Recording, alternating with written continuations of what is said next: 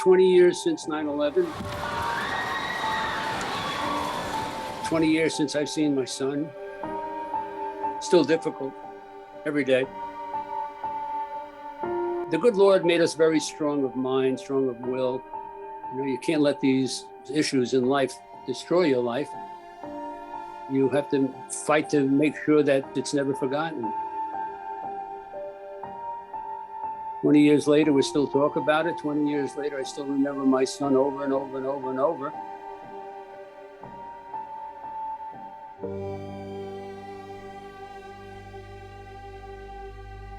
But what hasn't changed? We still are not educating our young people. The fact that we're not educating our children about 9/11, that is very troubling to me.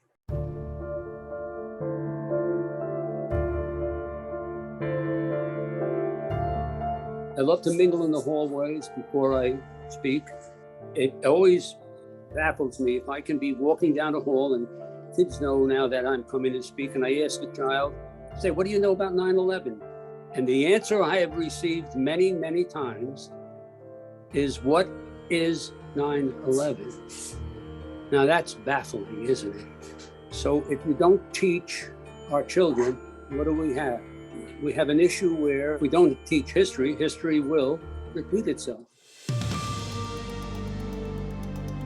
September 11, 2001, it was just an absolute stunning beginning of fall day.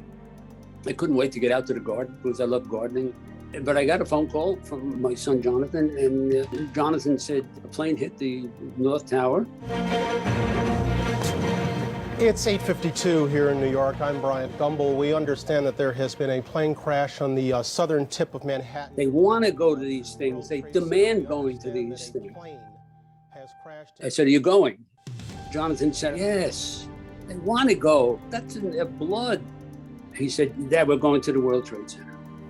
I said, okay, buddy, just be careful. And he said, okay, Dad. And that was the last time we spoke. So at least I had a chance, give him my thoughts. I was retired. I retired in 96. My mission was simple. I'm going to go into the city. I'm going to find a command post. I'm going to volunteer my help behind the scenes. Cars were flying past us. I mean, you want to do 100? Do 100. You go through red lights, go through red lights. And who's doing this? All off-duty firemen, all off-duty cops, all volunteer fire department guys from out in Nassau County, Suffolk County, all coming in to try and help in one way or another. There were a lot of people covered in blood, covered in soot. We were about 2-3 blocks north of the site. There was a fireman laying on the ground with his turnout coat over his head. I didn't need to lift the turnout coat. The guy was gone.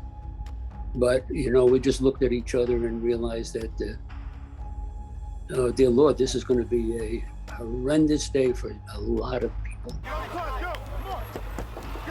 So I just made up my mind that I'm going to start searching right now, right here, this very minute. If I find somebody alive, it's going to be a blessing for that family. If I find my son, it's going to be a blessing for my family. I never found anybody alive.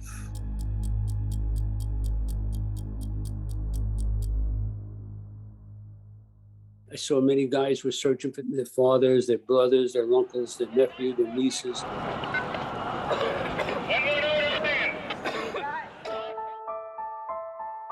Those that knew me said, Lee, I said, yeah, I'm looking for Jonathan. They haven't seen him.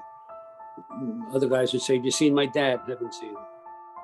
Then I met up with a couple of guys that I knew very well that were looking for their sons. That was the start when I met these couple of dads of what became known as the Band of Dads at the World Trade Center site. The second day, I met up with a few more dads that were asking the same question. And we started talking, well, why don't we try to work together? There were about 8 of us that would meet up every morning and start the day looking. We had the blessing of the fire department. We had our gear. We had walkie-talkies, handy-talkies, we call them. Short of that, we just worked together. So it continued like that every day, just searching.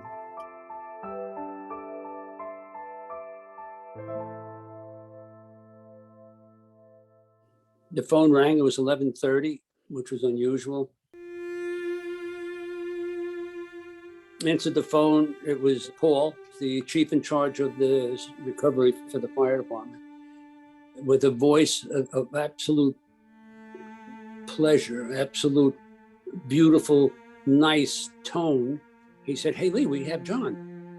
And I said, "Great, Paul, we'll be right in."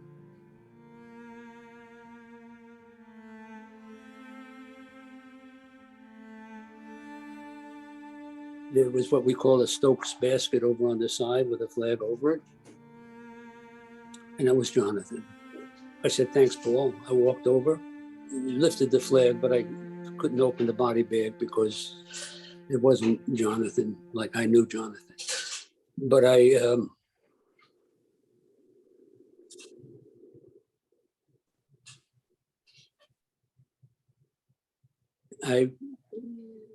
felt him from his toes to his head.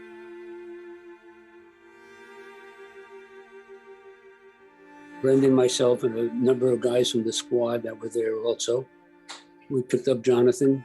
We started to walk up this harbor roadway.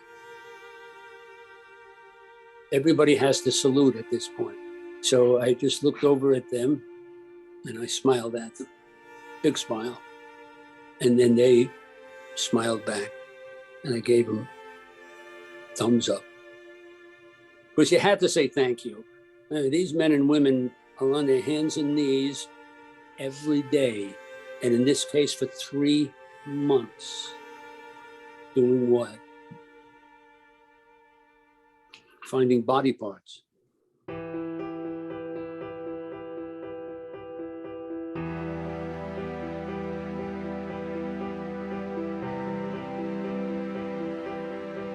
One of the things that I do speak about when I go, I don't hold back. I'm not going to sugarcoat. I'm going to talk about the body parts. Here I am asking you about 9/11, and you're telling me you don't know about 9/11. I think you find that troubling now that I'm here standing in front of you with my loss, and nobody knows about 9/11. I just think that's very dangerous. The parents say today, "Oh, I don't want you traumatizing my child." No, that's not the way you educate. You do it correctly. You do it with feeling. And you always bring the children back with a positive note. I can answer a question about what is the significance of 20 years for me. This is me as an individual. And it's a very simple answer.